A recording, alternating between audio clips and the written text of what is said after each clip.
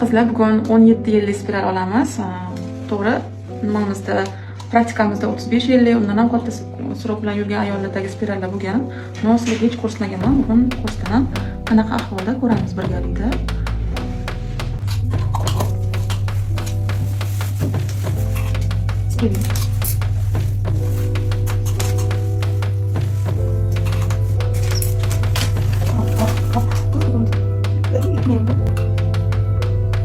Mana spiral ahvoli. Bu yerda simlar bo'lish kerak. Mana simlardan umuman asorat qolmagan. Bu yerdagi simlar ham deyarli tushib ketgan. Bu misli spiral. Mana ko'rib turibmiz, iplari ham yiringlab, sarg'ayib ketgan. Metallar hujayralarda o'zgarish beradi, ya'ni yallig'lanish kuchayib ketishga olib keladi. Hattoki o'sha yallig'lanish hisobiga onkologiya bo'lish ehtimoli bo'ladi. Hozir bularda shaykalarida qizarishlar bor. Обязательно lechение qilinib, keyin so'ng обязательно pap testga analiz olib qo'yiladi.